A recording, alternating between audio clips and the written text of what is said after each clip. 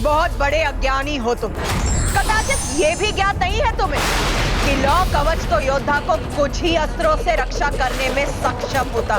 व्यक्ति के अच्छे कर्मों से बेहतर कोई कवच नहीं होता और बुरे कर्म उसके हर कवच को क्षीण कर देते हैं।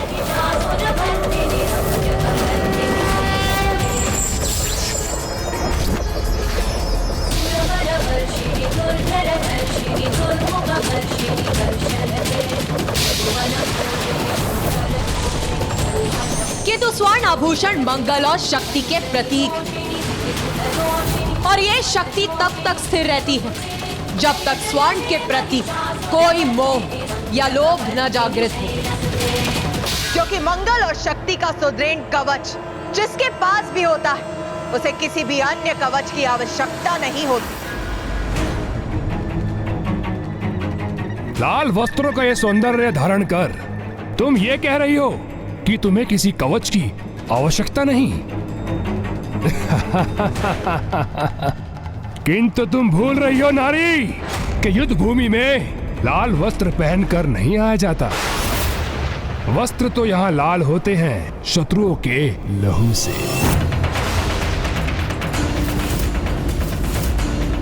अब ये दुष्ट अपने सर्वनाश के मुख में प्रवेश करने वाला ही है, क्योंकि इसके पाप का घट अब भरकर छलकने ही वाला है, जो इसे मृत्यु की ओर अग्रसर करेगा। जिस लाल रंग का तुम उपहास कर रहे हो वही लाल रंग क्रियाशीलता, सृजनात्मकता का प्रतीक। वही लाल रंग जन, सुख और समृद्धि का कारक। तो वही लाल रंग मृत्यु का भी कारक। आरंभ और अंत दोनों लाल रंग से ही होते हैं। इसीलिए तुम चिंता मत करो, क्योंकि मेरे लाल वस्त्र अभी और भी लाल होंगे तुम्हारे लहू से, जब मैं तुम्हारा संहार करूं। एक बार पुनः समझाता हूँ तुम्हें, क्रियाशील होकर युद्ध में लहू बहाने की बात करना एक तुच्छ नारी के मुख से शोभा नहीं देता, क्योंकि तुम नारियों की तो मात्र एक जीवा ही क्रियाशील होती है परस्पर कलह के लिए। अब अधर्मी दुर्गमासुर का पाप कलश पूर्ण रूप से भर चुका है।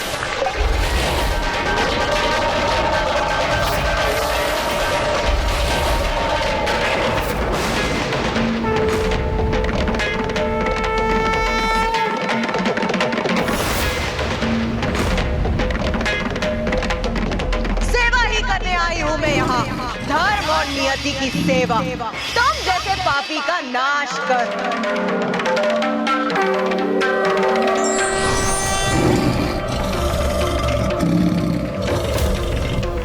व्यर्थ में ही प्रतीक्षा कर रहा था। मुझे पूर्व में ही तुम्हारा वध कर देना चाहिए था। तुम्हारा वध!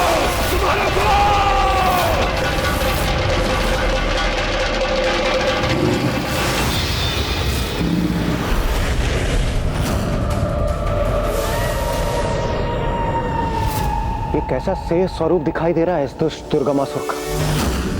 अधर्म देवराज, अधर्म और पापों का अंधकार है ये, जिससे सभी को दूर रहना चाहिए। किंतु उस दुष्ट ने तो संपूर्ण जीवन पाप कर्मों को अपना आभूषण माना है। दुराचार करने की प्रवृत्ति को वस्त्र के समान धारण किया। इसलिए अब इसके पापों की गागर फूटने पर ये उसके अंतर की कालिमा ही है, जो उसके स्याह स्वरूप से हमारे समक्ष प्रकट हुई है। क्या हुआ?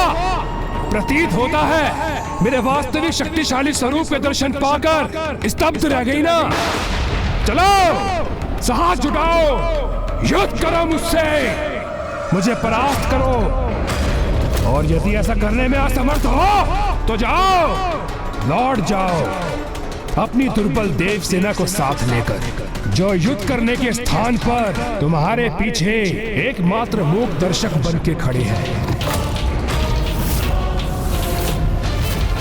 नहीं देवगण भैया, इसके इन दुर्वचनों पर हमारी कोई प्रतिक्रिया उचित नहीं, क्योंकि इसके इन शब्दों का उत्तर तो स्वयं माँ ही देंगी। गणेश, सर्वशक्तिशाली हूँ मैं, स्वीकार करो। ये आत्मविश्वास नहीं, पाप है तुम्हारा, जो तुम्हारे शीश पर, तुम्हारी बुद्धि पर छाकर तुम्हें ऐसे दुर्वचन कहने पर प्रेरित कर रहा है। और मुझे तो इसी समय की प्रतीक्षा थी, क्योंकि अब मैं तुम्हें तुम्हारे प्रत्येक पाप का दंड दूं। जिस नारी को तुमने तुझ समझा, तुझ पुकारा, वही अब तुम्हारी मृत्यु बनेगी। मृत्यु का भय नहीं है मुझे, क्योंकि मृत्यु पे तो विजय प्राप्त कर चुका हूं मैं। इसलिए अब मेरी जीवा नहीं, अभी तू मेरे अस्त्र संवाद करेंगे तुमसे। मृत्यु अस्त्र!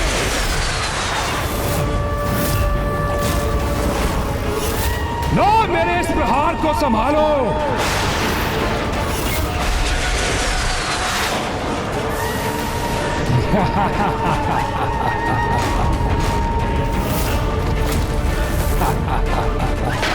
मेरे मृत्यु अस्त्र का अत्यंत विषैला धूम्र मृत्यु प्रदान करेगा तुम्हें, और यही है तुम्हारी नियत।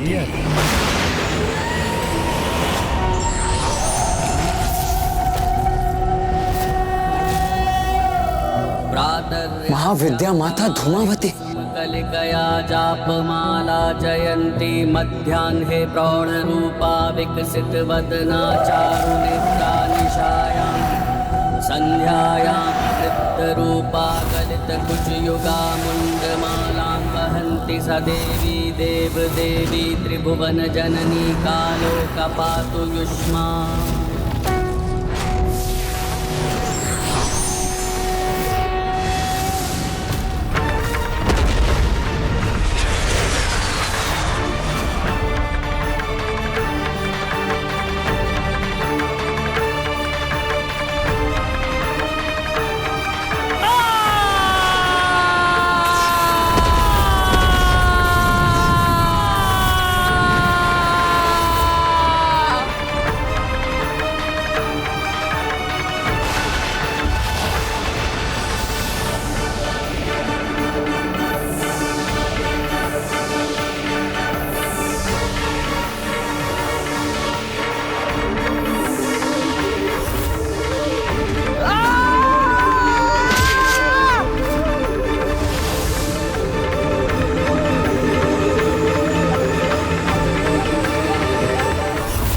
कैसा भयंकर दृश्य प्रकट हुआ है मेरे समक्ष।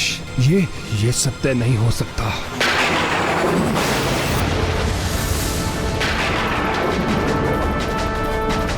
यही है तेरा अंतिम सत्य दुष्ट।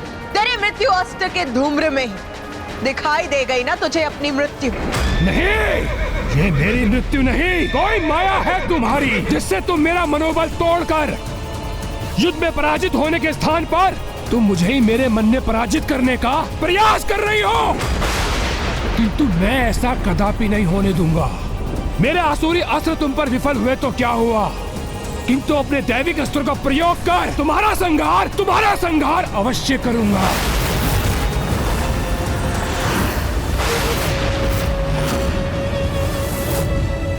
वायु अस्त्र, अग्नि अस्त्र,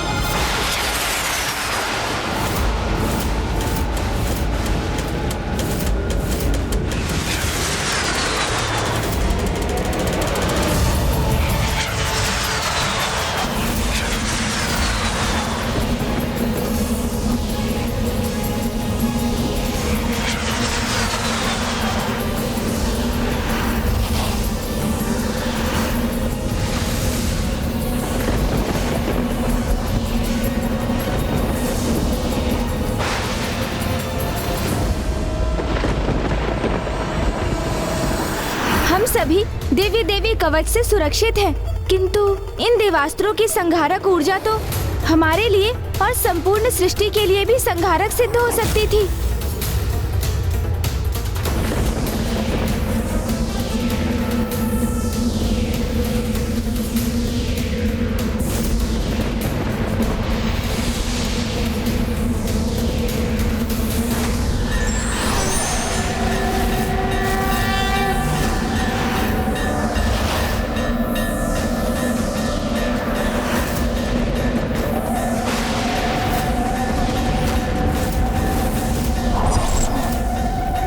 माता ज्वाला देवी अर्थात अग्नि और ताप की देवी। माता काली तो ऊर्जा के समस्त स्रोतों की नियंत्रक है।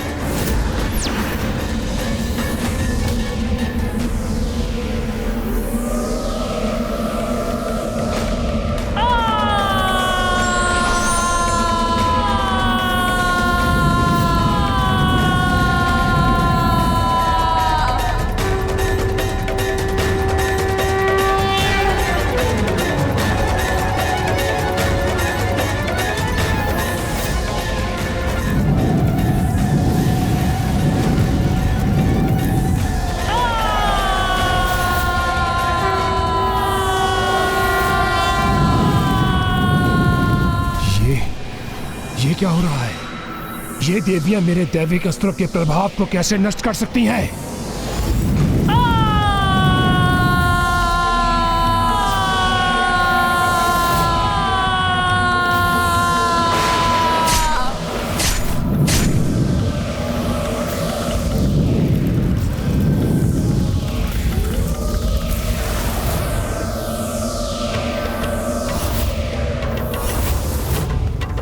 ये तो माता ज्वाला ही है जो अग्नि अस्त्र को अपने उदर में समाहित कर उसे शांत कर सकती है। और माता काली वायु अस्त्र से उत्पन्न बवंडर को चीरकर आगे बढ़ने में सक्षम है। दुष्ट असुर, ये दैविक अस्त्र तेरे जैसे दुष्ट द्वारा प्रयोग किए जाने के लिए नहीं है।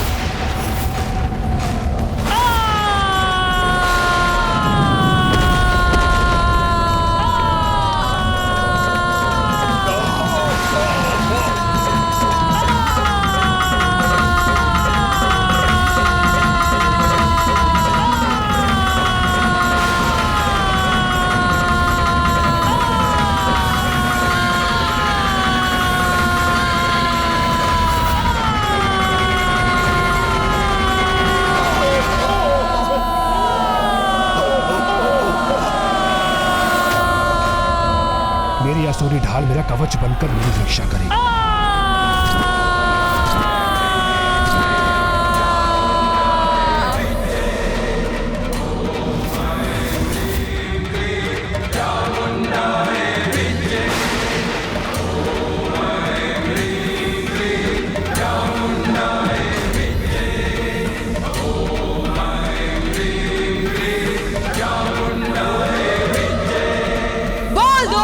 तेरा अंतिम सत्य अर्थात तेरी मृत्यु के दर्शन हुए तुझे।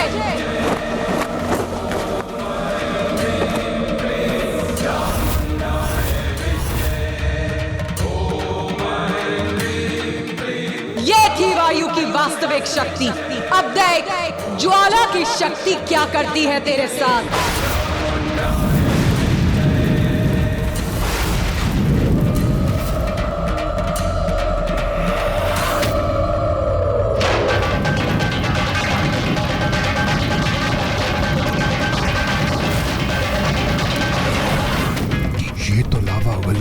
उसे मेरी ओर प्रवाहित कर रही है। इसके ताप को शांत करना होगा मुझे। वरुण अस्त्र।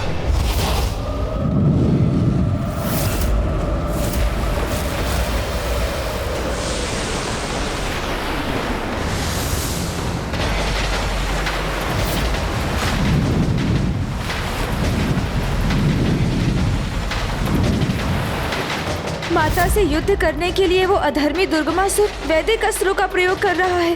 पहले उसने वायु और अग्नि अस्त्र का प्रयोग किया, अब वो दुष्ट लावा से रक्षित होने के लिए वरुणास्त्र का प्रयोग कर रहा है।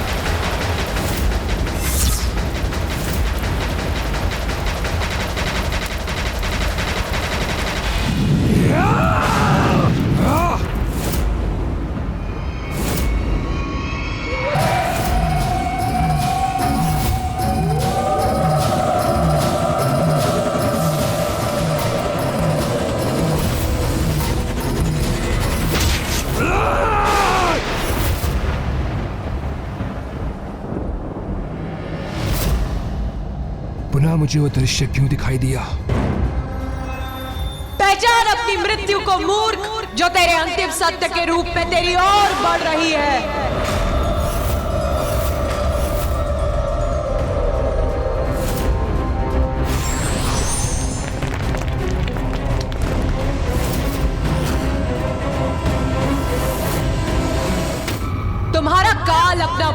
खोले तुम तक पहुंचने ही वाला है।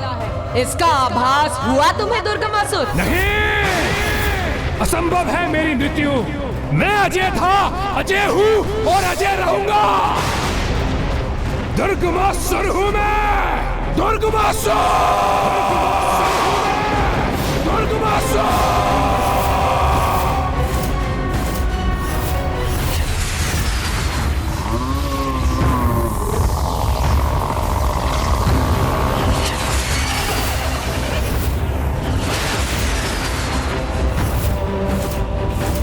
मेरे एक तो अस्त्रों से सुरक्षित हो गई तुम देवी, किंतु मेरे समस्त दैविक अस्त्रों के प्रहार से स्वयं को नहीं बचा सकोगी।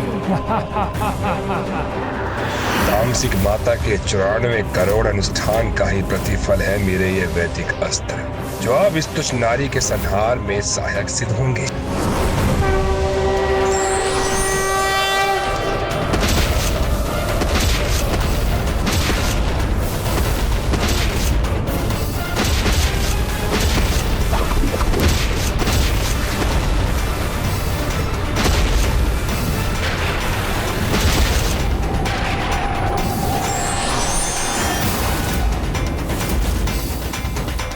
विश्वास नहीं होता, इन 9 देवियों ने उत्पन्न होकर मेरे समस्त दैविक अस्त्र नष्ट कर दिए।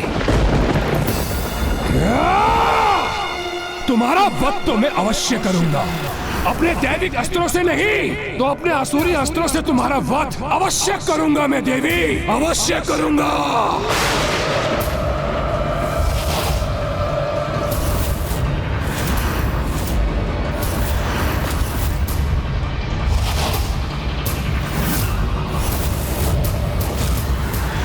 दुष्ट अधर्मी, लो अब सामना करो धर्म की शक्ति का।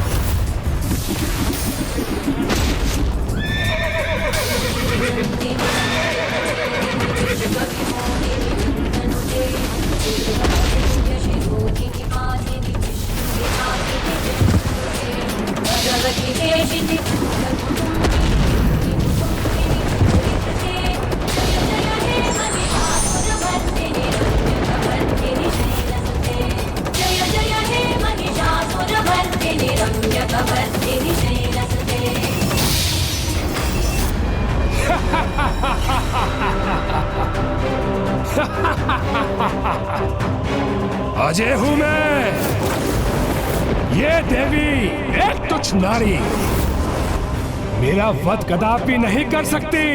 दुर्गमासुर हूं मैं, दुर्गमासुर हूं मैं।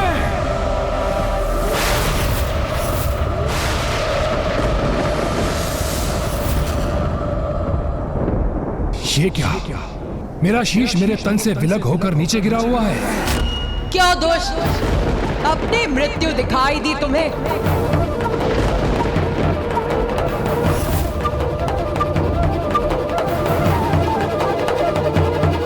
ये कैसा प्रपंच है? कभी एक देवी युद्ध करने आती तो कभी कोई और। तुमने घोषणा की थी कि तुम स्वयं युद्ध करने आओगी, तो फिर ये अनेक देवियां युद्ध में क्यों प्रस्तुत हो रही हैं? मूर्ख, मंद बुद्धि दुर्गमासुर, जिन्हें तुम अनेक कह रहे, वो सभी देवियां मुझसे ही उत्पन्न होती और मुझ में ही समाहित हो जाती। वो सभी देवियां मेरा ही रूप, एक ही। अच्छा, रूप।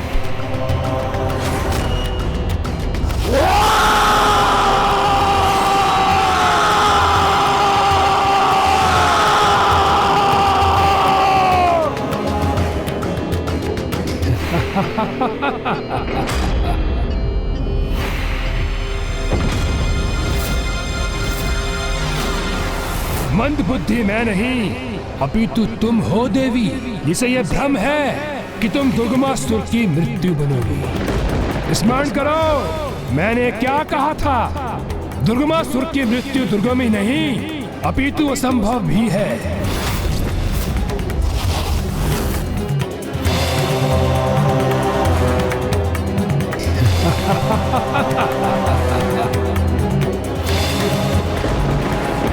देखो मेरे सहस्त्र सशस्त्र हाथों को।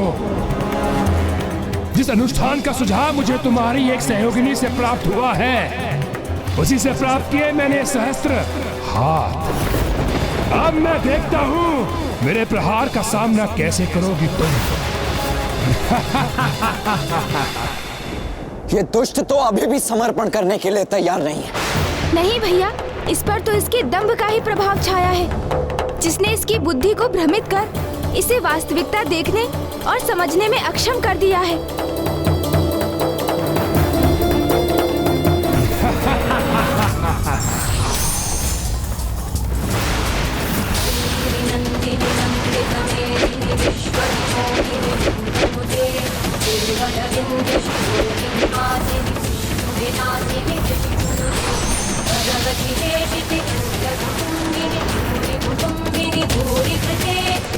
जय जय हे महिषासुरमर्दिनी रम्यकवर्दिनी शैलसुते।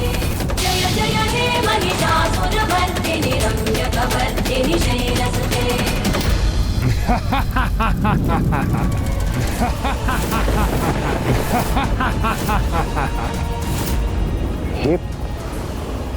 ये क्या हुआ?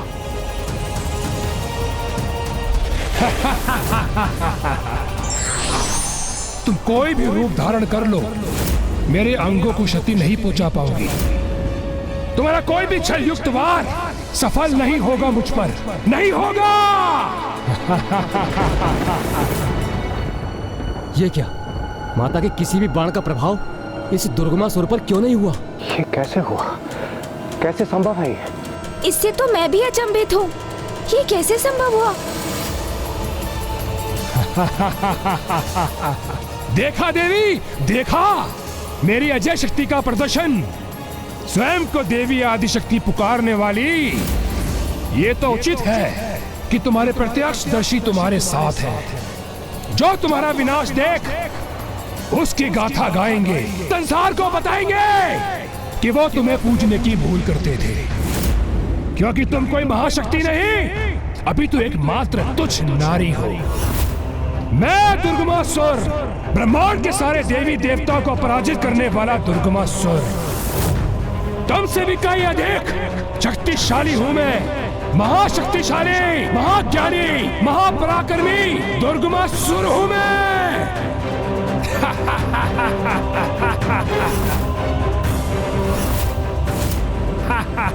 दुर्गमासुर हूं मैं। भैया, हमें स्वयं को शांत रखकर इस विकट परिस्थिति के समाधान का विचार करना चाहिए। भैया, अभी भी कुछ अवश्य है जो इस दुष्ट की सुरक्षा कर रहा है।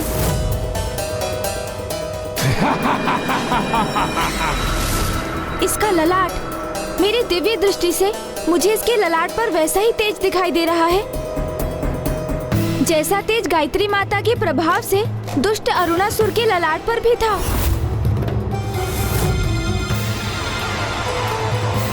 इसके भीतर भी ज्ञान संचित है, किंतु ये कैसे संभव है? ज्ञान की देवी वेद माता का हरण किया था इसने, तो अवश्य उन्हीं से कोई ज्ञान प्राप्त किया होगा इसने। भैया, संगति का प्रभाव। अर्थात ये भैया कि जैसे आप मेरी संगति में रहने के कारण इतने चतुर हो गए हैं कि आपने अपनी चतुराई से इसका रहस्य ज्ञात कर लिया, उसी प्रकार अवश्य वेद माता की संगति ही इसकी रक्षा का कारण बन रही है। उनके सानिध्य के कारण ही इसमें वेद का ज्ञान संचित हुआ है। वेद का ज्ञान? हाँ देवराज, इसलिए तो कहा जाता है कि अच्छी संगति में रहने का बहुत लाभ होता है, जिसका प्रत्यक्ष प्रमाण है ये दुष्ट असुर, जिसने ना चाहते हुए भी अच्छी संगति से ज्ञान तो अर्जित किया, किंतु उसका उपयोग ना कर सका, और तब भी वही ज्ञान इसकी रक्षा कर रहा है। माता को तो सब ज्ञात है, मुझे तो उनका ध्यान इस ओर आकृष्ट करने का माध्यम भर बनना है, जिसका एक ही उपाय है, उस मंत्र का उच्चारण जिसमें समस्त वेदों का सार निहित है।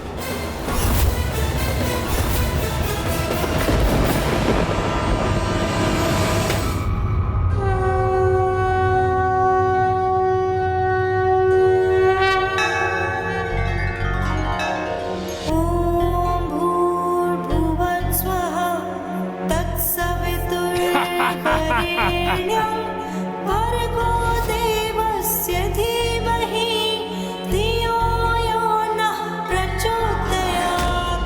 वेद माता का ज्ञान ही है जो इस असुर की रक्षा कर रहा है।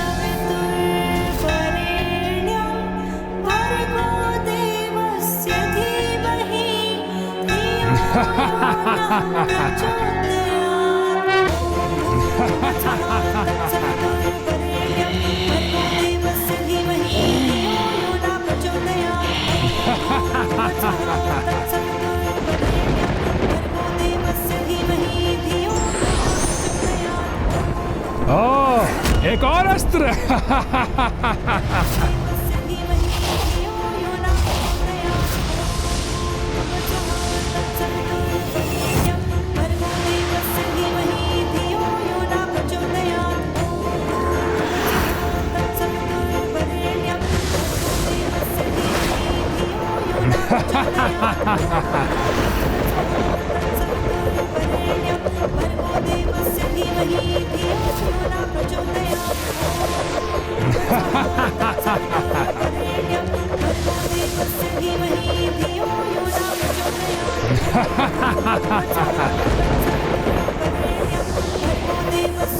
इस चक्र की ध्वनिन गति से मेरा मस्तिष्क भी अनियंत्रित हो रहा है।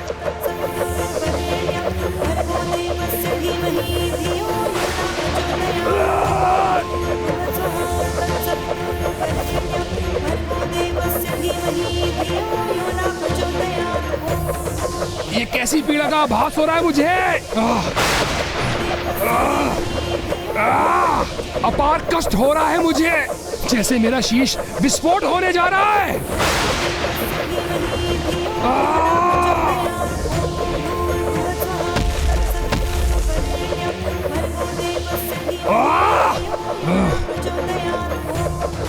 मेरे कर्ण से रक्त प्रवाहित हो रहा है।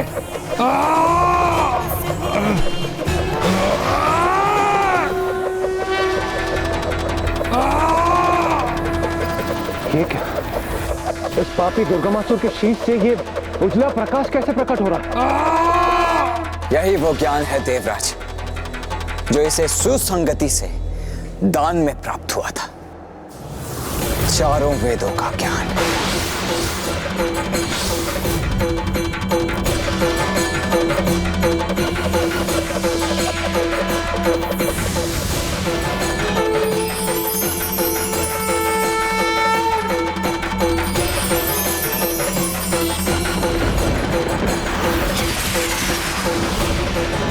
ये ऋग्वेद का ज्ञान उत्सर्जित हुआ, अब यजुर्वेद का ज्ञान,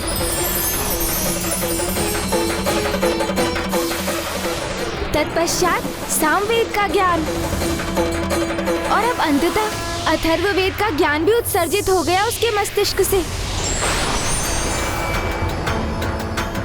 इतनी सहजता से किसी को ज्ञान प्राप्ति नहीं होती, किंतु तुम्हें हो गई।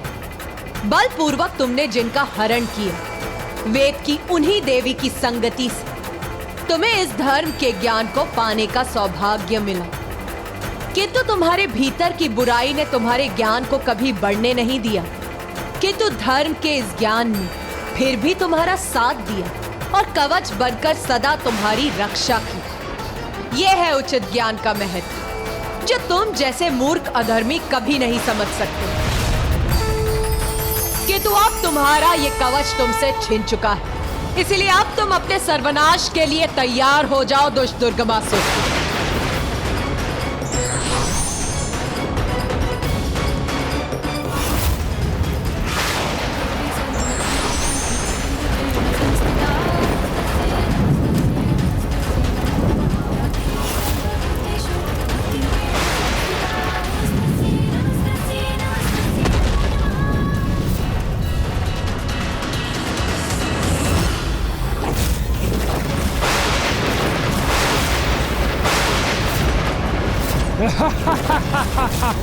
क्या तुम वास्तव में मान बैठी थी कि मेरी शक्ति का आधार वेद का ज्ञान था?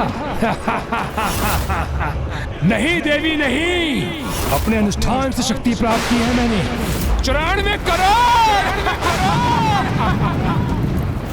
वही अनुष्ठान देवी जो तुम्हारा पुत्र गणेश भी संपन्न होने से नहीं रोक सका था। क्यों देवी, सत्य कह रहा हूं ना मैं, सत्य।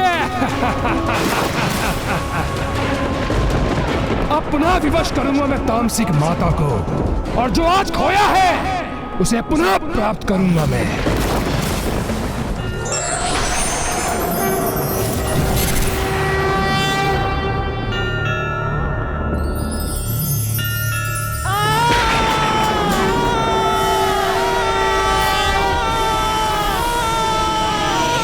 कलसी माँ ने तुझे सुझाव दिया था, आज मृत्यु प्रदान करेगी।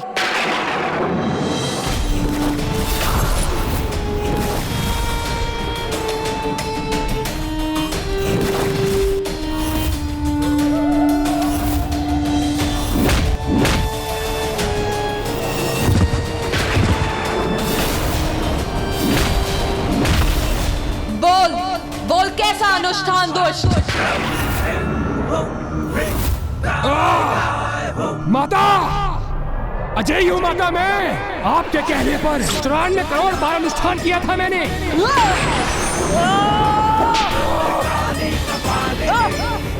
माता, ये क्या कर रही है आप माता? माता मुझे मुक्त दीजिए। कोई क्षति नहीं पहुंचा सकता माता मुझे, क्योंकि आपने जो कहा मैंने वो ही किया। 94 करोड़ बार अनुष्ठान किया है माता मैंने।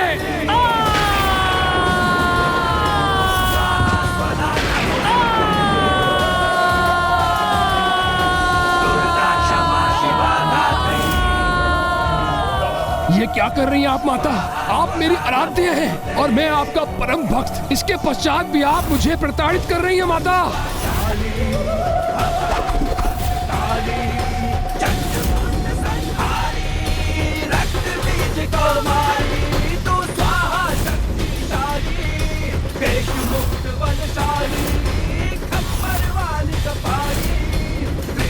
माता, ये पुनः इस गुफा में क्यों लेकर आई आप मुझे? कैसा अनुष्ठान संपन्न किया है तूने दुष्ट? बोल बोल, उत्तर दे। वही माता जो आपने कहा था। 94 करोड़ बार की पूजा अनुष्ठान की है मैंने, और ये हिमलम साक्षी है मेरे उस पूर्ण हुए अनुष्ठान के।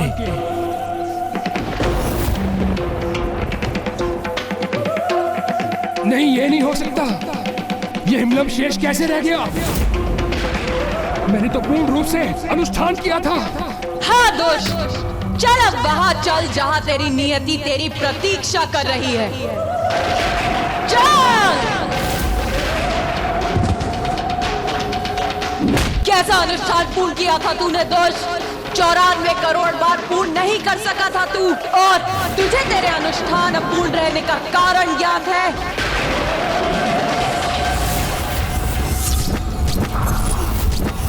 मेरा अनुष्ठान अपूर्ण कैसे रह गया?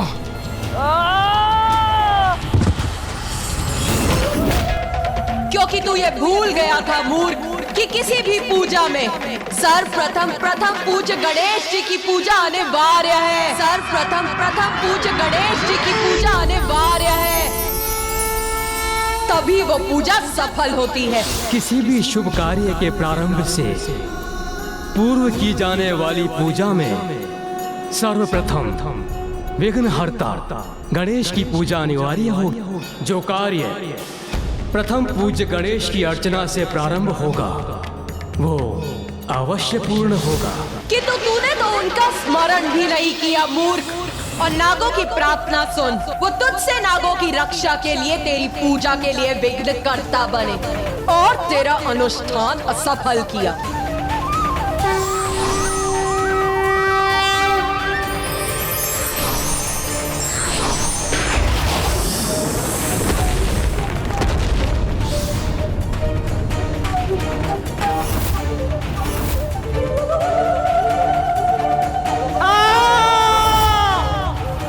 अनेकों बार तूने मुझे विवश किया, किंतु फिर भी मैंने तुझे दंडित नहीं किया, क्योंकि तेरे भीतर वैदिक ज्ञान सम्माहित हो गया था।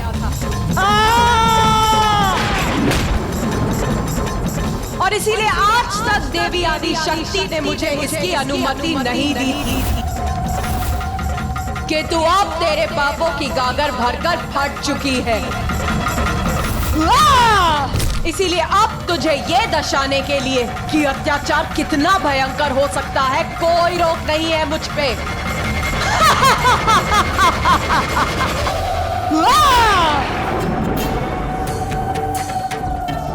बहुत समझाया था तुझे। अवैदिक पूजा से भले ही भक्त अपने आराध्य को विवश कर तुरंत उसका फल तो पा जाता है, किंतु एक दिवस इसका भयंकर दंड भी भुगतना पड़ता है उसे। आज तुझे ज्ञात होगा कि किसी को विवश कर किसी से सहायता मांगने का कैसा भयावह दुष्ट परिणाम होता है।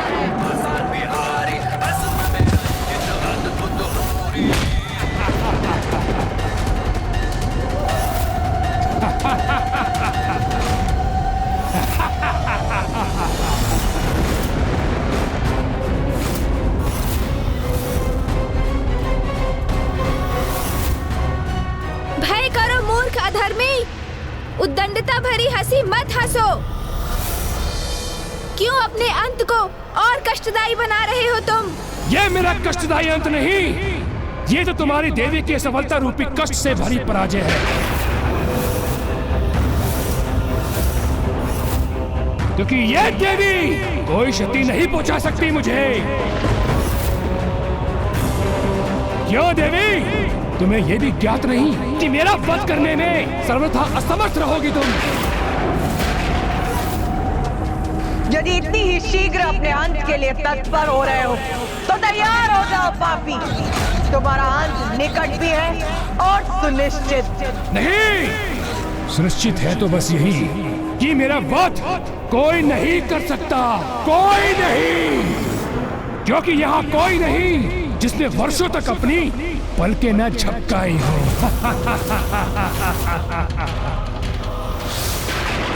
आप मुझे ये वरदान दीजिए कि मेरी मृत्यु एक स्त्री के हाथों से ही हो, किंतु वो ऐसी स्त्री हो जिसने वर्षों तक अपनी पलकें न झपकाई हो।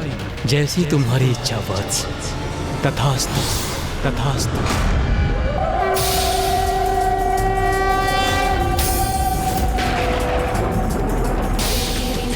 सूर्यास्त होने को है।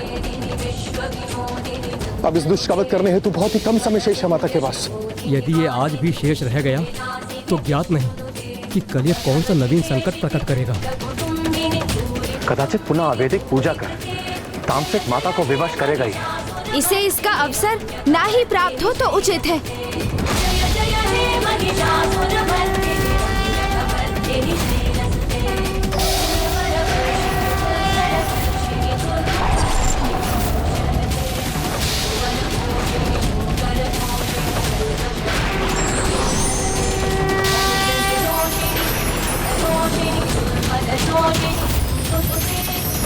ये भयंकर प्रकाश कैसा है जिसे देखना भी मेरे लिए दुभर हो रहा है।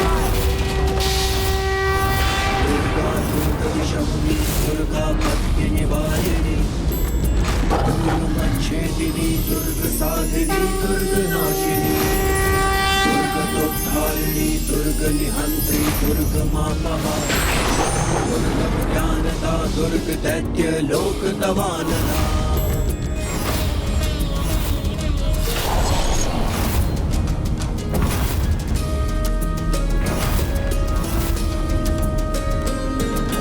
दुर्गमा दुर्गमा दुर्गमा दुर्गम विद्या दुर्गमाश्रिता दुर्गम ज्ञान संस्थाना दुर्गम ध्यान वासिनी दुर्गमोहा दुर्गमदा दुर्गमार्ग स्वरूपिणी दुर्गमासुर सहंत्री दुर्गमायुधधारिणी। माँ अब अपना योद्धा रूप धारण कर रही हैं। उनके इस रूप का दर्शन तो हमारा परम सौभाग्य है और इस पापी का दुर्भाग्य। अब बस माता इस दुष्ट को सूर्यास्त के पूर्व नष्ट कर दे।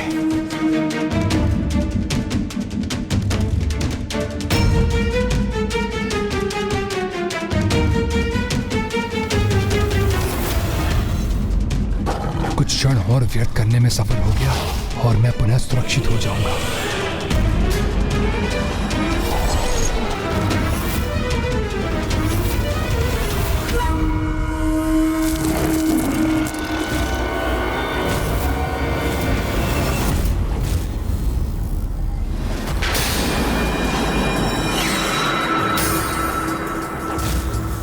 समय व्यर्थ कर रहा है ये दुष्ट। सूर्यास्त तक शेष रहना चाहता है, जिससे इसे युद्ध में एक और दिवस की अवधि प्राप्त हो जाए।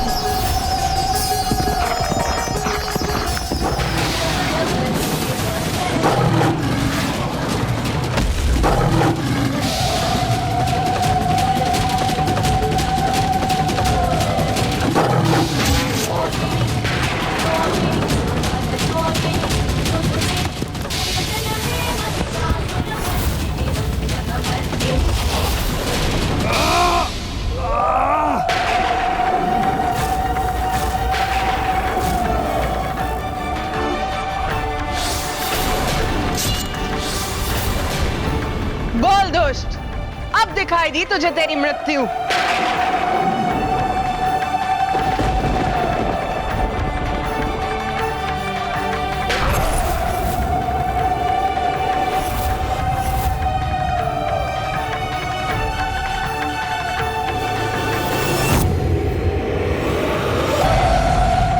बस किसी प्रकार आज का सूर्यास्त देख लूं मैं।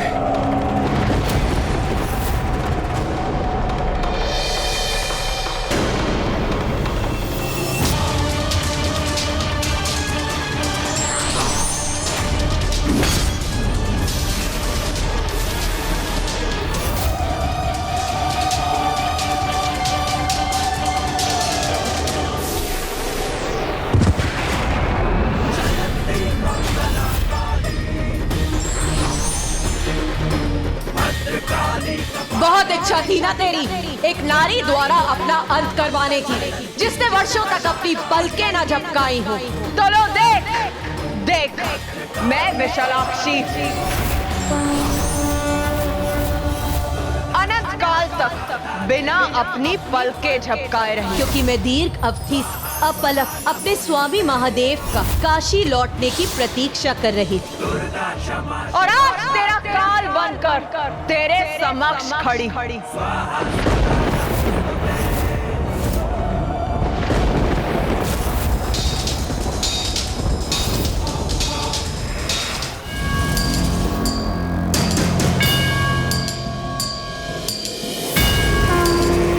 माँ विशालाक्षी ने तो कभी अपनी पलकें नहीं झपकी। आज उन्हीं के हाथों उस दुष्ट की पलकें सदा सदा के लिए निष्पन्द पड़ जाएंगी, बंद हो जाएंगी। देख दुर्गमासुर, देख मुझे दुर्गा रूप धारण कर तेरे समक्ष प्रस्तुत हूँ मैं।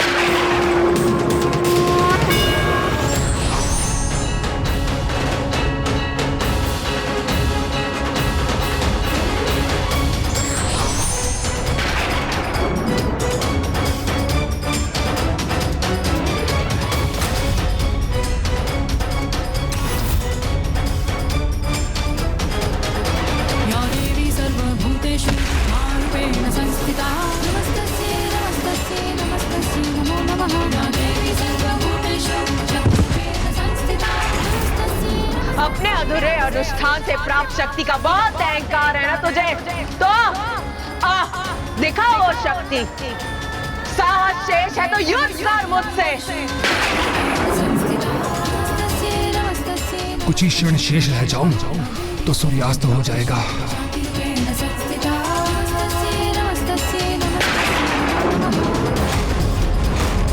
मुझे ज्ञात है ये दुष्ट अवश्य पुनः समय गंवाने के लिए कुछ करने ही वाला है।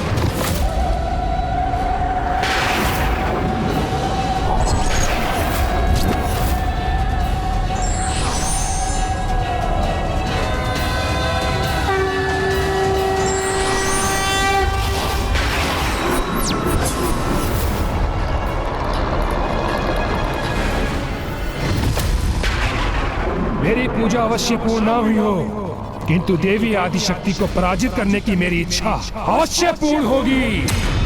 रस्सी जल गई किंतु बल नहीं गया। इसे ही कहते हैं अहंकार। आज तेरे साथ तेरे अहंकार का भी अंत होगा दुर्गमासुर।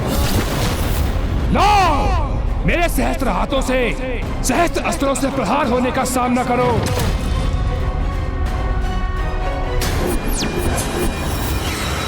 लो देवी, मेरे सहस्त्र हाथ तुम्हें सहस्त्र भागों में छत विशत करेंगे।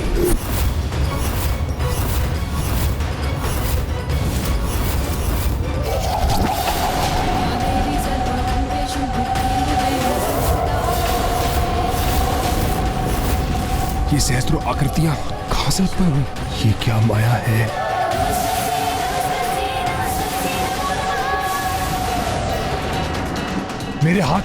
मेरे हाथों को अपना भोजन बना लिया इन दुष्टाओं ने।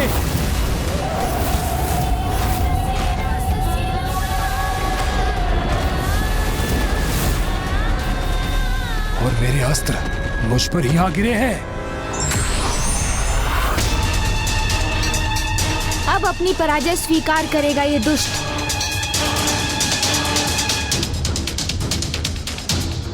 तुम कुछ भी कर लो, किंतु दुर्गमासुर को पराजित नहीं कर सकोगे तुम।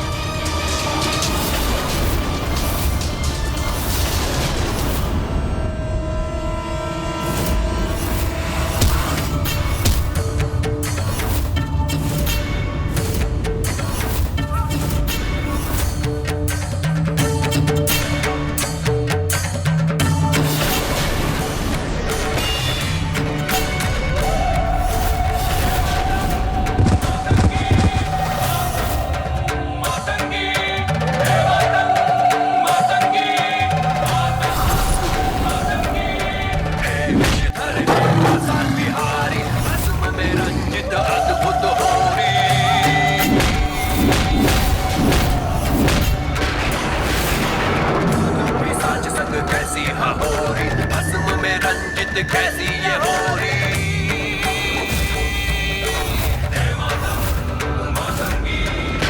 दुर्गा नाम का अर्थ ज्ञात है तुझे? दुर्गा अर्थात वो जो पापियों के लिए भक्षक और भक्तों के लिए रक्षक हो। दुर्गा अर्थात वो जो दुर्गम से दुर्गम कार्य को पल भर में पूर्ण करे। दुर्गा अर्थात वो जो दुर्गम से दुर्गम दुष्टता का विनाश कर शांति, समृद्धि और धर्म की सत्ता स्थापित करे। दुर्गा अर्थात वो जो पांचों ज्ञानेंद्रियों और पांचों कामेंद्रियों से उत्पन्न पाप विकारों के आभेद में फंसी आत्माओं को मुक्त कराए। और आज ये दुर्गा दुर्गमासुर का अंत कर उसकी आत्मा को पापमय जीवन से मुक्त करेगी। तो तुच्छ नारी पुकारता रहा ना जिसे, आज वही नारी तेरे अंत के उपरांत दुर्गा नाम से विख्यात होगी।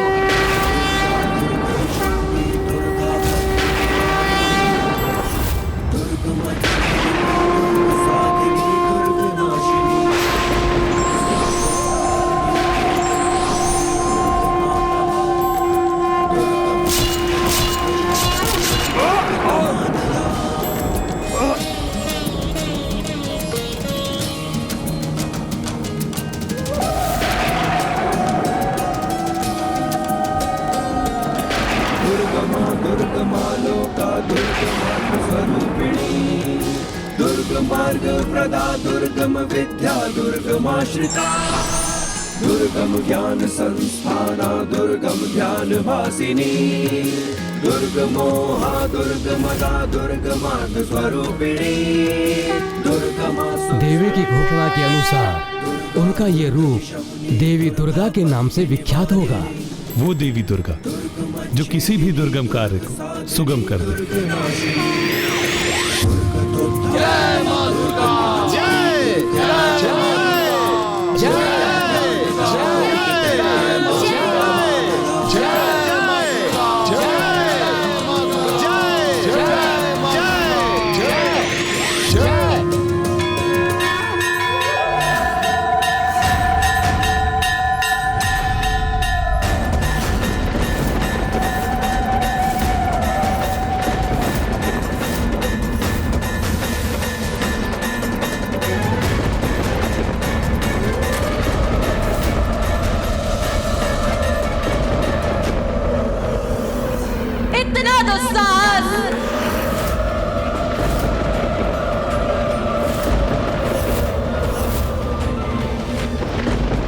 माता, माता मैं तो अपना कर्तव्य करने इस दुष्ट आत्मा को लेने भर आया था माता। अब एक भी पग आगे मत बढ़िएगा यमदेव। क्या हो गया है माता को? वो अभी भी इतनी उग्र और अशांत क्यों प्रतीत हो रही है?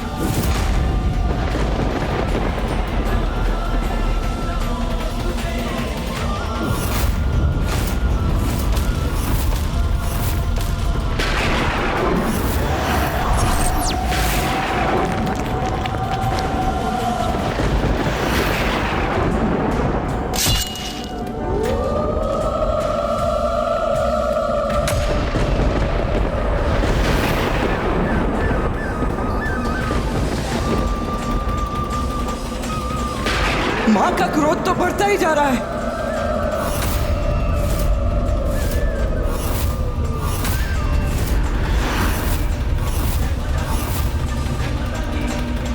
इससे पूर्व की माता का क्रोध अपने चरम पर पहुंचे और कुछ अनर्थ हो जाए, माता के क्रोध को शांत करना होगा।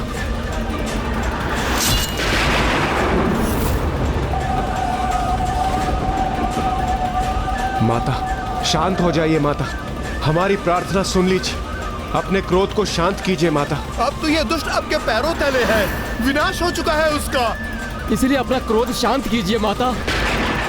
माता हमारी प्रार्थना सुनिए माता, शांत हो जाइए।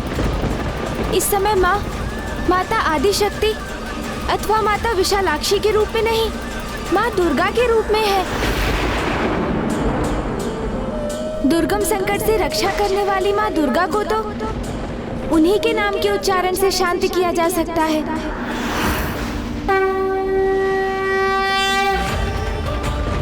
जय माँ दुर्गा, जय माँ दुर्गा, जय माँ दुर्गा, जय माँ दुर्गा, जय माँ दुर्गा।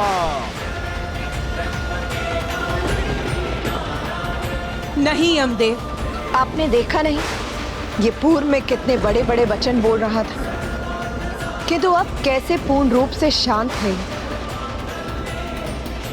अर्थात अधर्म पथ पर चलने के लिए इसे प्रेरित करने वाले इसके प्रमुख अवगुण अहंकार का अब नाश हो चुका है। इसीलिए अब मेरे द्वारा इसका संहार होने पर इसे मोक्ष की प्राप्ति होगी।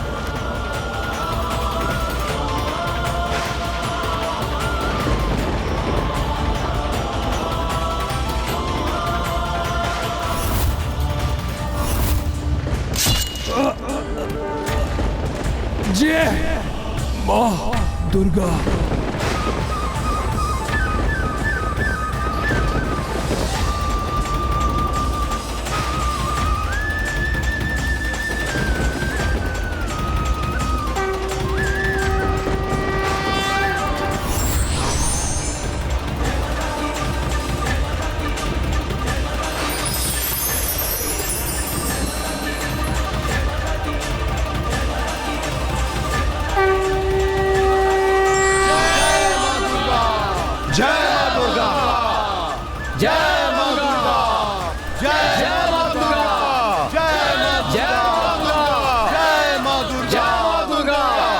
माँ दुर्गा, आपने इस महापापी का संहार कर हमें दुर्गम संकट से मुक्त किया, किंतु माता उन साधारण जीवों का क्या जो संकट के समक्ष भयभीत हो जाते हैं, उन्हें आपकी कृपा कैसे प्राप्त होगी माता? वो संकट के समक्ष निर्भय कैसे होंगे? पुत्र गणेश ने अभी मेरे जिन 32 नामों का उच्चारण किया, उन सभी नामों के विशेष अर्थ हैं। जो इन नामों के अर्थ समझ के मेरे द्वंद्विश नाम माला का जाप करेगा अथवा स्तुति करेगा, वो दुर्गम से दुर्गम संकट से बाहर आने का मार्ग अवश्य प्राप्त करेगा।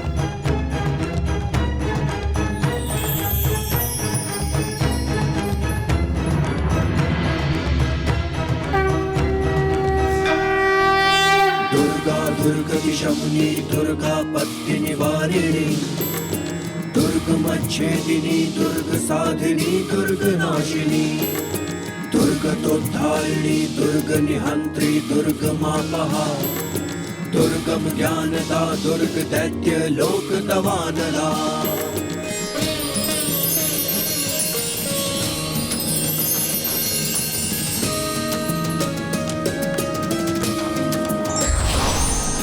दुर्गमा दुर्गमा लोका दुर्गमात्म स्वरूपिणी दुर्ग मार्ग प्रदा दुर्गम विद्या दुर्गमाश्रिता दुर्गम ज्ञान संस्थाना दुर्गम ध्यान भासिनी दुर्गमोहा दुर्गमदा दुर्गमार्ग स्वरूपिणी दुर्गमासुर सहंत्री दुर्गमायुधधारिणी दुर्गमांगी दुर्गमता दुर्गम्या दुर्गमेश्वरी दुर्ग भीमा दुर्ग भामा दुर्ग भा दुर्गदारिणी दुर्ग भीमा दुर्ग भामा दुर्ग भा दुर्गदारिणी नामावली माम्यस्तु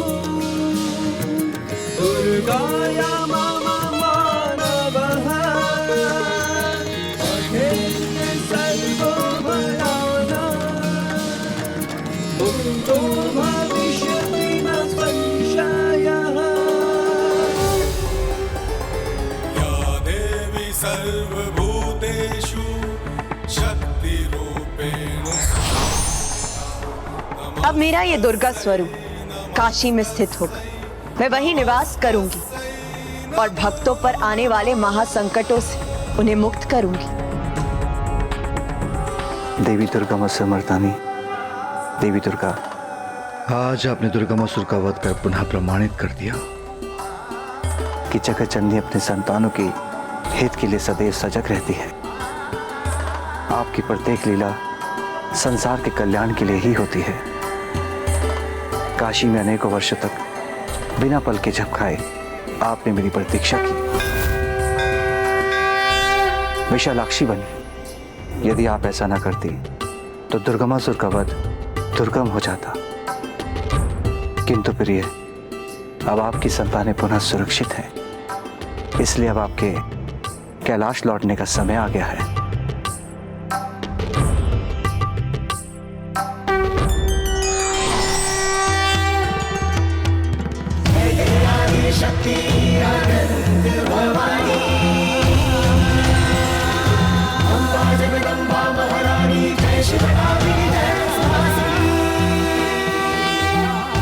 अंततः इन दुष्ट असुरों के अंत के उपरांत माँ अपने मूल रूप में प्रकट हुई हैं। अर्थात अब ब्रह्मांड में सर्वत्र शांति स्थापित होगी और मुझे कैलाश में माँ के हाथों के मोदक खाने का सुख प्राप्त होगा भैया। अच्छा गणेश, असुरों की चिंता दूर होते ही तुम भोजन की चिंता में पड़ गए। चिंता तो होगी ना भैया, किंतु इस चिंता में इस बार मैं भी डूबा हुआ हूँ गणेश। मुझे भी माँ के हाथों के पकवान खाने की अत्यधिक लालसा हो रही है और मुझे पूर्ण विश्वास है कि कल कैलाश लौटते ही माँ हमारी ये इच्छा अवश्य पूर्ण करेंगी। ओह, तब तो बहुत आनंद आएगा भैया।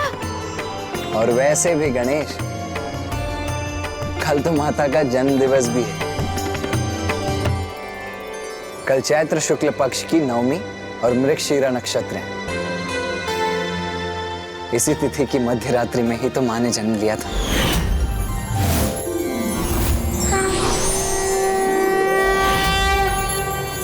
तब तो कल माँ के जन्म दिवस के उपलक्ष्य में बहुत बड़े उत्सव का आयोजन करेंगे हम भैया।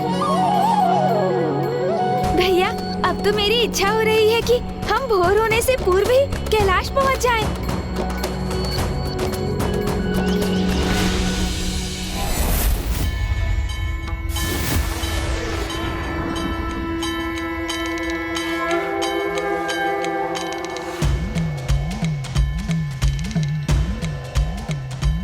संसार में अपना गृह, अपना निवास ही वो स्थान है जहां पहुंचकर सर्वाधिक सुख का अनुभव होता है।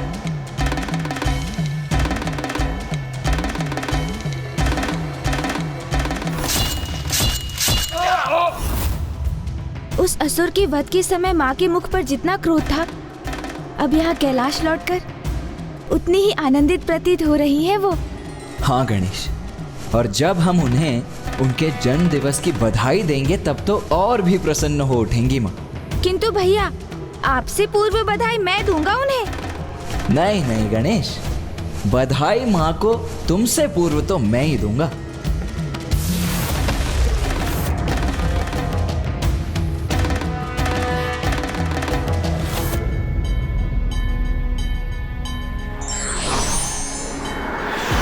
माता, माता आ गई, माता आ गई।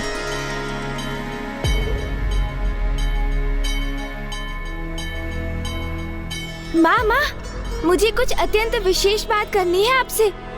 माँ, आप मेरी बात सुनिए, क्योंकि वो तो उससे भी अधिक विशेष है।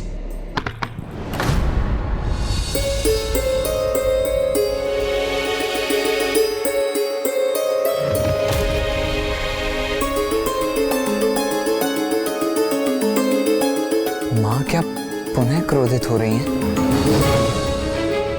किंतु इसका क्या कारण हो सकता है गणेश? क्या पुनः किसी असुर से उत्पन्न संकट का आभास हो रहा है उन्हें?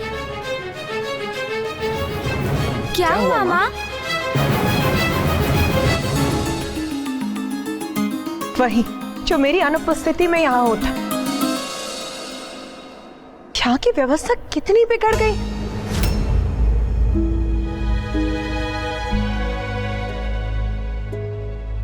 ये क्या कह रही है माँ?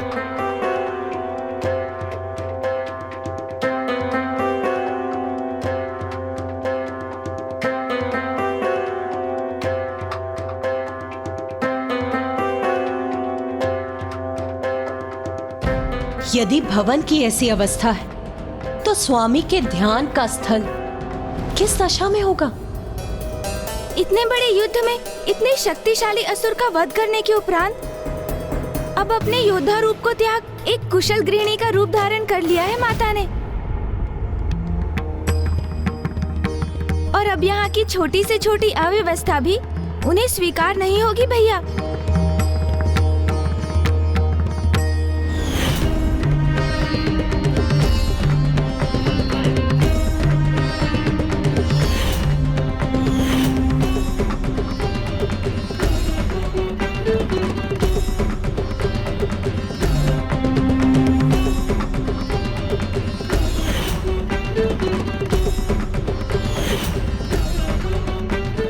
मेरा अनुमान उचित था।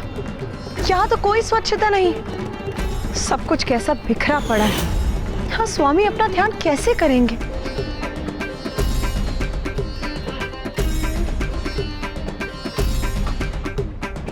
माता, हमने तो प्रभु के ध्यान स्थल को स्वच्छ करने का बहुत प्रयास किया था, किंतु हम आपके समान स्वच्छता कहाँ कर सकते हैं। और ये देखिए ना माता, आज के दिवस ही हमने इस स्थान को 3-3 बार स्वच्छ किया है। देखिए ना माता, देखिए ना माता, देखिए ना। हाँ, वो तो मैं स्पष्ट देख ही सकती।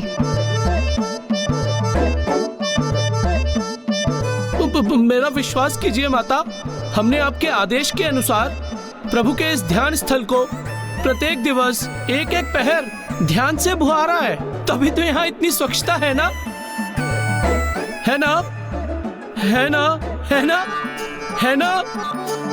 हाँ हाँ, वो तो मैं देख ही रही। वो सूखे पत्ते का ढेर, वो तो मुझे दिखाई नहीं दे रहा। और ये सूखी टहनियां, ये सूखे फूल, वाह। माता, अवश्य ही यहाँ ना पिछले पहर ही आंधी आई होगी, इसीलिए ये सब।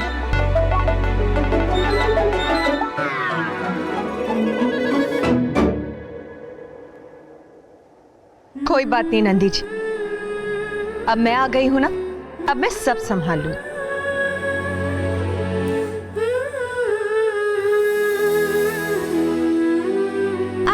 आप रहने दीजिए ना माँ, हम ये कर देंगे। हाँ माँ, आप जाकर विश्राम कीजिए ना, ये कार्य तो हम भी कर सकते हैं। अब मेरा आदेश ध्यान से सुन। जब तक मैं स्वामी का ध्यान स्थल स्वच्छ नहीं कर देती, मेरे कार्य में कोई बाधा नहीं डालेगा। जाओ और जाकर एक सिरे से खड़े हो जाओ। पुत्र, जाओ।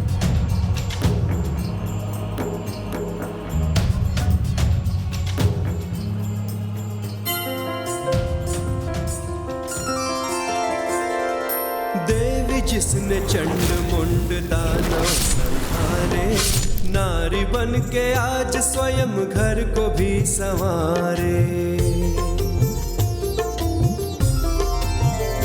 हो रणभूमि में अपना रण भी दिखाए, घर में वही शिव सेविका भी बन जाए। आंचल से अपने माँ आसन को पोछे, प्रेम और श्रद्धा से प्रभु को बिठाए।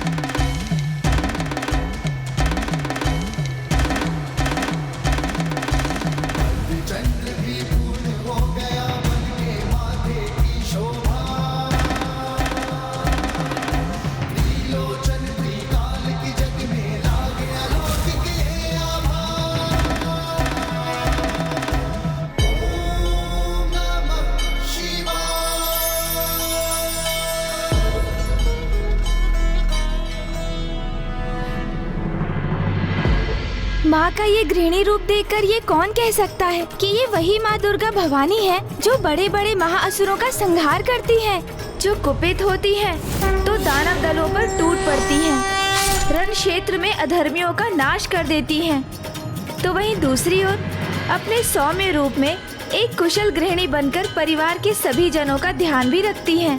अब एक ही स्थान पर ऐसे क्यों जड़ गए हो तुम दोनों? जाओ, जाकर शीघ्र तैयार हो जाओ, क्योंकि अब मैं तुम दोनों के प्रिय पकवान बनाने जा रही। कैलाश लौटते ही बिना एक क्षण विश्राम किए तुमने एक माँ और पत्नी का भी दायित्व संभाल लिया उमा। तुम्हारी प्रतीक्षा केवल मुझे ही नहीं, इस कैलाश को भी थी। तुम्हारा पुनः कैलाश में स्वागत है उमा। स्वामी, देवी पार्वती अपने गृहिणी रूप में उतनी ही समर्थ और कुशल है जितनी योद्धा रूप में। इसमें कोई आश्चर्य की बात नहीं, क्योंकि बहन किसकी है? तो अपनी बहन को उनके जन्म दिवस की बधाई देना ना भूलिएगा। मैं और देवी सरस्वती वहां जा रहे हैं, क्योंकि यदि हम उनकी श्रृंगार करने में सहायता नहीं करेंगे तो वो इसी प्रकार संपूर्ण दिवस गृहिणी का दायित्व निभाने में व्यस्त रहेंगी।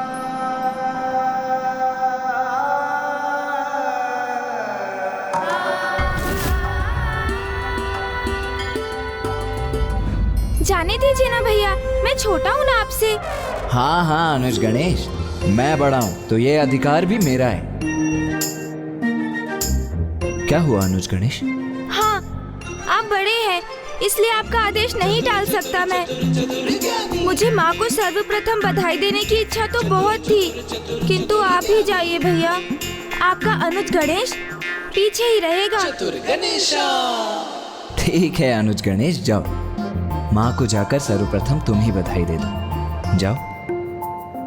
क्यों ना ऐसा करें भैया कि हम दोनों एक साथ चलकर माँ को बधाई दें? ये भी उचित है, चलो फिर।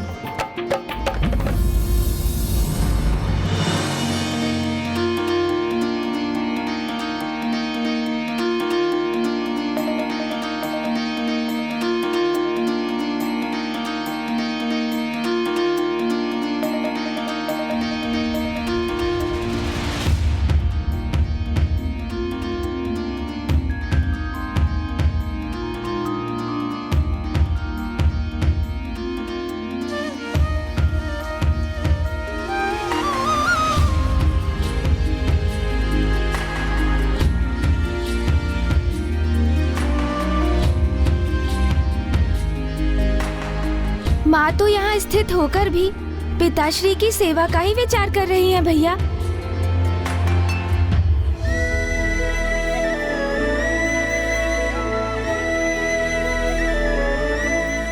पुत्र, माँ, आप इतनी चिंतित क्यों प्रतीत हो रही हैं? मुझे ऐसा क्यों प्रतीत हो रहा है जैसे मैं कुछ भूल गई। हाँ माँ, एक बहुत बड़ी बात भूल रही हैं आप। क्या? यही माँ कि आज आपका जन्म दिवस है। किंतु हम नहीं भूले माँ, हमें याद था। और इसीलिए हमने आपकी सर्वाधिक प्रिय गुड़ की खीर बनाई है। जन्म दिवस की बहुत बहुत बधाई हो माँ। मेरी ओर से भी आपको जन्म दिवस की बहुत बहुत बधाई माँ।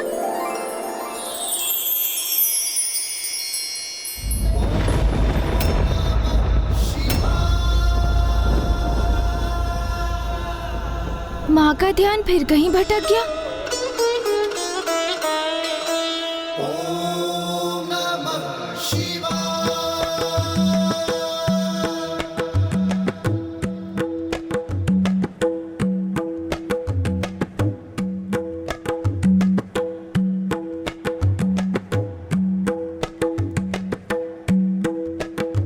ये तो बहुत अच्छा हुआ कि बुआ जी और मामी जी भी माँ के जन्म दिवस के उपलक्ष्य में यहाँ आ गईं।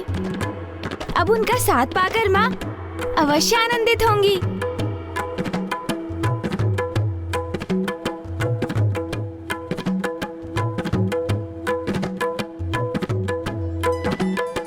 प्रणाम महादेव।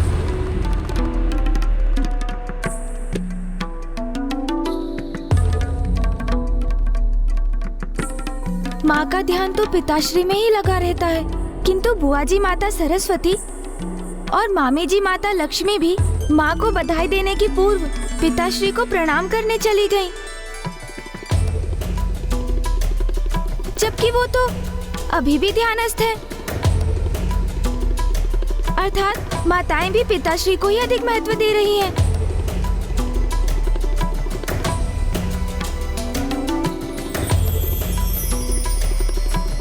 प्रणाम बुआ जी, प्रणाम मामी जी। कल्याण हो पुत्र। पधारिए देवी लक्ष्मी, देवी सरस्वती। ये इतना सब कुछ क्या ले आई आप दोनों? देवी पार्वती, आज आपका जन्म दिवस है, तो हम दोनों उपहार के बिना कैसे आ सकती थी? मैं आपके लिए कुछ आभूषण लेकर आई हूँ और मैं वस्त्र।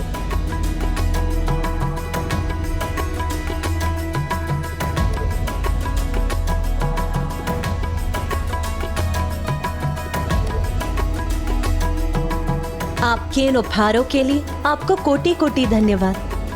अब आप गृहस्थी के कार्यों से स्वयं को मुक्त कीजिए और तैयार हो जाइए, क्योंकि शीघ्र आपको जन्मदिन की बधाई देने के लिए अतिथिगण आते ही होंगे।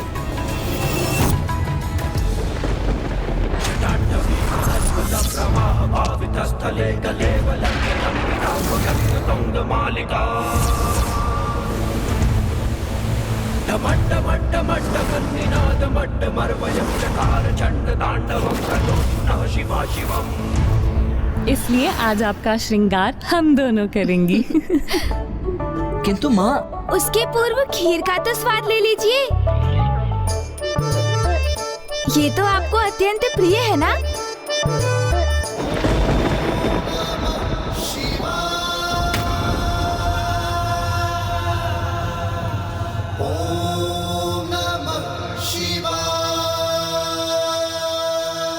माँ का ध्यान तो अभी भी कहीं और है।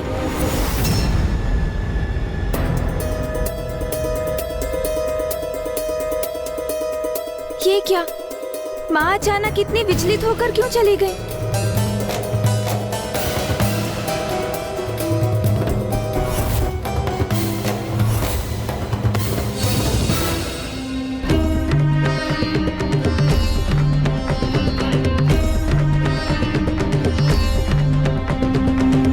मेरा अनुमान उचित ही था। महादेव को आज मैंने कनेर के फूल तो अर्पित किए ही नहीं थे।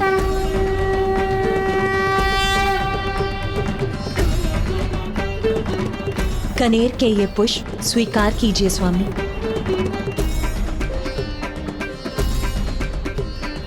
देवी पार्वती के लिए तो महादेव की पूजा ही सर्वोपरि है।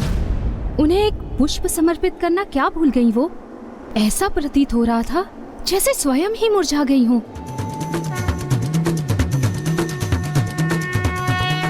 पिताश्री के लिए पूर्ण रूप से समर्पित है माँ। उनका कोई भी कार्य अधूरा नहीं छोड़ती।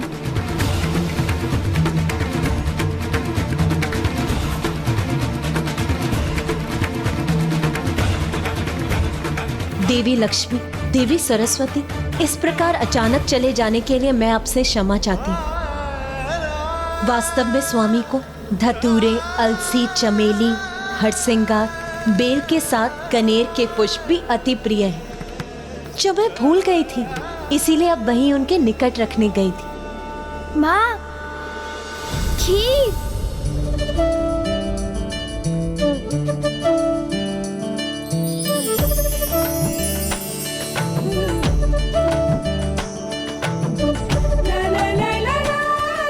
बहुत स्वादिष्ट है। मुझे बहुत आनंद आया पुत्रों। आपके इतने उपहार पाकर भी मैं अत्यंत प्रसन्न हूँ। किंतु अब मुझे पुनः अपने कार्य पूर्ण करने जाना होगा। प्रभु के लिए चूही के पुष्प और शमी के पत्रों की माला बनानी, उन्हें समर्पित करनी है। अब गृह के शेष कार्य आप बाद में कीजिएगा। वैसे भी ये पुष्प की माला तो प्रभु आपको भेंट करेंगे, क्योंकि आज आपका जन्मदिवस जो है। बस एक माला बनाने भर का अवकाश दे दीजिए। स्वामी का ध्यान पूर्ण होते ही उन्हें इसकी आवश्यकता होगी। ये माला तो मैं बना दूंगा माँ, आप निश्चिंत होकर जाइए और तैयार हो जाइए। आज आपका जन्म दिवस है ना? मुझे तुम दोनों के लिए भोजन भी तो तैयार करना है। माँ, आपके लिए खीर बनाते बनाते हम इतनी खीर का स्वाद ले चुके हैं कि हमारा उदर तो पूर्व में ही भर चुका है। हाँ माँ।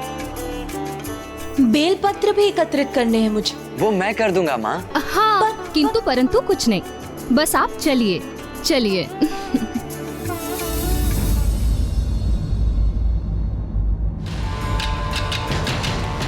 अब किस विचार में डूब गए अनुज गणेश? शीघ्र ही अतिथि यहाँ पहुँच जाएंगे। उसके पूर्व हमें कैलाश की सज्जा भी तो करनी है। भैया, आप चलिए, मैं शीघ्र ही ये माला बनाकर आता हूँ।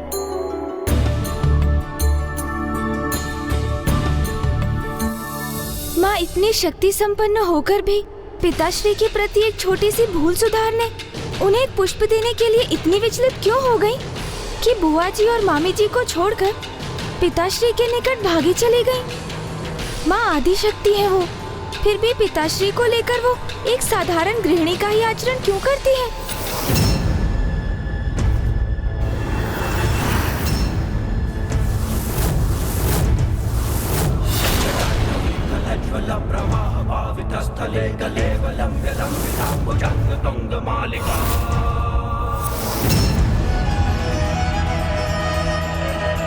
सूरज चमके माथे पर,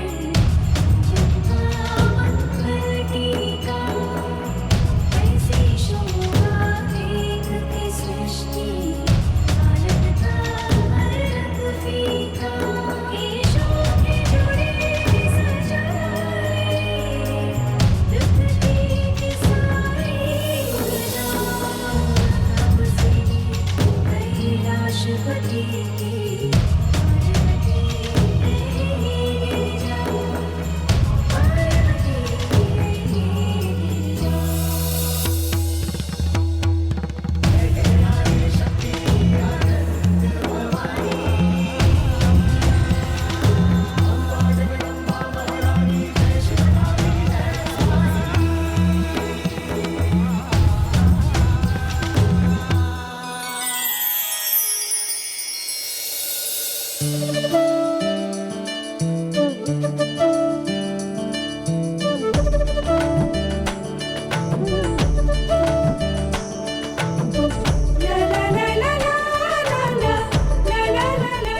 शीघ्रता कीजिए, क्योंकि माँ के तैयार होकर यहाँ आने के पूर्व यहाँ सभी कार्य संपन्न हो जाने चाहिए, अन्यथा वो स्वयं इसी कार्य में लग जाएंगी।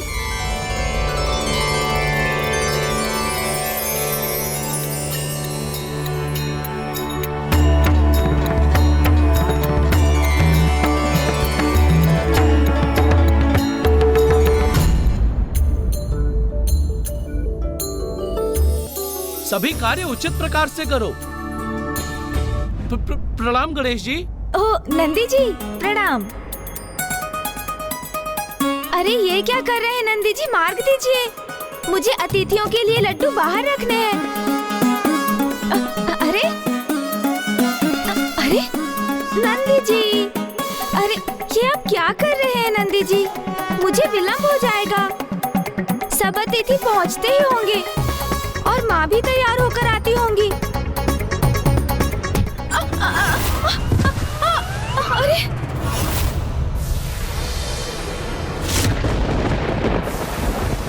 लीजिए, हो गया कल्याण। किंतु अब मैं ना दीपक गिरने दूंगा ना लड्डू, अन्यथा माँ के यहाँ आने के पूर्व सभी कार्य संपन्न नहीं हो सकेंगे।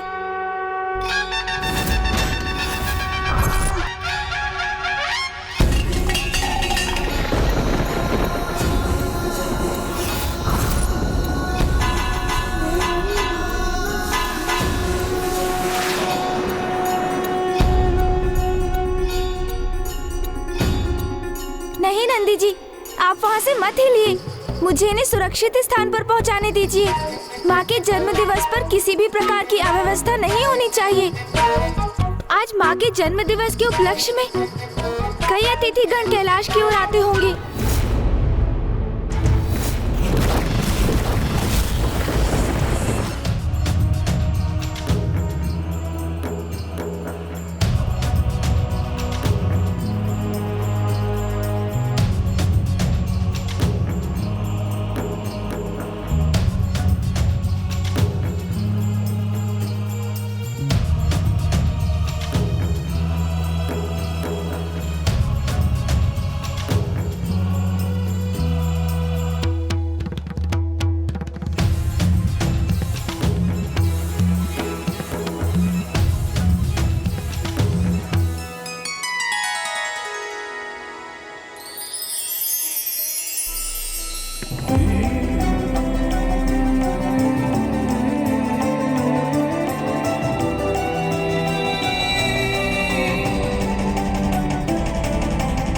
मैं तो बस इतना ही चाहता हूँ कि जैसे ही माँ तैयार होकर बाहर आए, सभी माँ को बधाई देने के लिए माँ के द्वार पर पंक्तिबद्ध खड़े हो जाएं और माँ को ढेर सारी बधाइयाँ दें।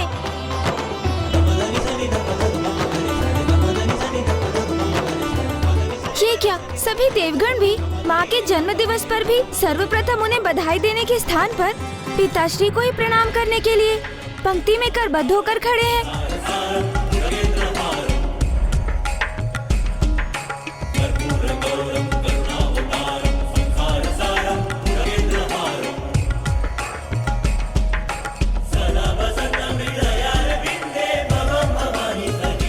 पिताश्री जगत पिता है, देवेश्वर है, महादेव है, किंतु माँ भी तो जगत जननी देवी आदिशक्ति है। तो फिर सभी पिताश्री को उनसे अधिक महत्व क्यों दे रहे हैं? क्या कारण हो सकता है इसके पीछे? और माँ वो भी पिताश्री की सेवा और पूजा को ही सर्वोपरि मानती है। दुर्गमासुर के वध के पूर्व भी उन्होंने 3 दिवसों के लिए पिताश्री की पूजा का प्रण लिया था। माँ संसार को अनेक विकट संकटों से रक्षित कर उसे संभालती है और पिताश्री तो अधिक समय ध्यानस्थ ही रहते हैं। फिर भी माँ एवं अन्य सभी पिताश्री को ही सर्वोच्च मानते हैं। जिस प्रकार सर्वप्रथम मेरी पूजा होने के पीछे एक कारण है, उसी प्रकार पिताश्री प्रभु महादेव के भी सर्वाधिक महत्वपूर्ण होने का भी कोई ना कोई कारण तो अवश्य ही होगा।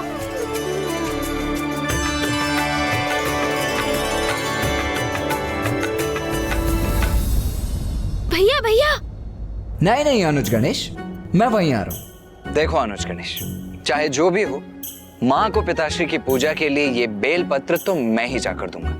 तुम कोई अन्य सेवा सोच लो। आपसे सेवा का अधिकार लेने नहीं आया हूँ मैं भैया, मैं तो बस अपनी किसी जिज्ञासा को शांत करने आए हो, है ना? तो पूछो अनुज गणेश, क्योंकि तुम्हारी प्रत्येक उलझन को सुलझाने में मैं तुम्हारा अग्रज ही तो तुम्हारा सहायक बनता हूँ, नहीं? संकोच मत करो अनुज गणेश, पूछो, क्या पूछना चाहते हो? भैया, पिताश्री तो अधिक समय ध्यान में ही लीन रहते हैं। संसार की रचना हो अथवा दुष्टों का संहार, उनकी अपेक्षा इसमें माँ का ही योगदान अधिक प्रतीत होता है। और मामा जी श्री हरि नारायण, सृष्टि के पालनहार, फूफा जी ब्रह्मदेव सृष्टि के सृजन करता है। फिर भी सभी पिताश्री को ही सर्वोच्च स्थान पर क्यों रखते हैं भैया?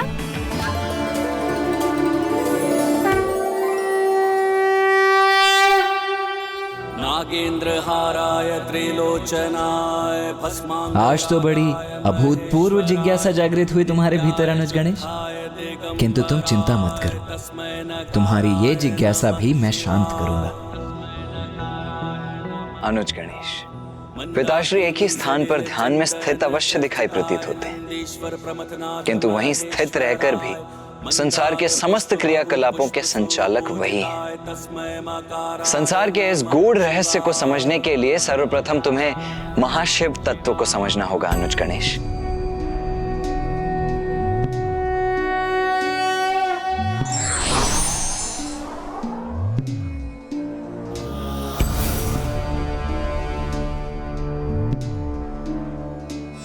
जब भी कैलाश में कोई उत्सव का क्षण आया है, कोई ना कोई संकट सदा ही उत्पन्न हुआ है। मेरे नामकरण के समय जो विघ्न मायावी रूप धरकर आया था, वो था दुष्ट सिंदूरा। माँ पिताश्री के पुनर्विवाह के समय भी विघ्न आया। उस शुभ घड़ी में जो दुष्ट कैलाश में अपना अधिकार स्थापित करने आया, वो था दंभासुर। तो क्या इस बार भी कोई मात्र पिताश्री के दर्शन करने नहीं, अपितु सृष्टि के लिए संकट बनने आ रहा है?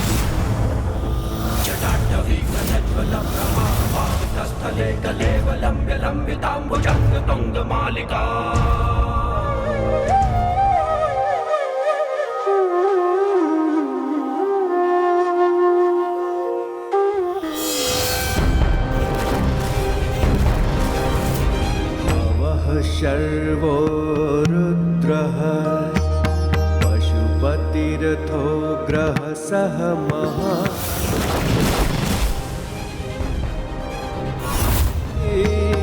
यदभिधानाष्टकमिदम् अनुष्मिना प्रत्येकम् प्रविचरति देवश्रुतिरपि मे प्रणिहित नमस्योऽस्मि भवते।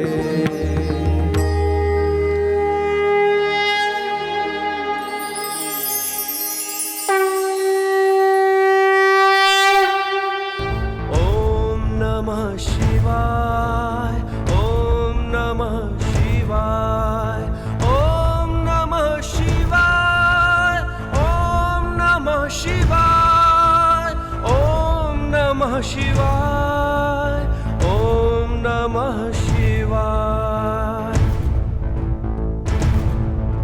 डमड्डमड्डमड्डमन्निनादमड्डमर्वयं चकार चण्डताण्डवं तनोतु नः शिवा शिवम्। ओम नमः शिवाय ओम नमः शिवाय ओम नमः शिवाय ओम नमः शिवाय। संस्कृत के एक श्लोक के अनुसार जहाँ नारी की पूजा होती है, वहाँ देवता भी विचरण करते हैं। इसलिए हमें सदा नारी का आदर करना चाहिए। विघ्नहर्ता श्री गणेश के अद्भुत शक्तियों से भरे वीडियोस देखने के लिए चैनल को सब्सक्राइब करना न भूलें और साथ ही बेल आइकॉन भी दबाएं।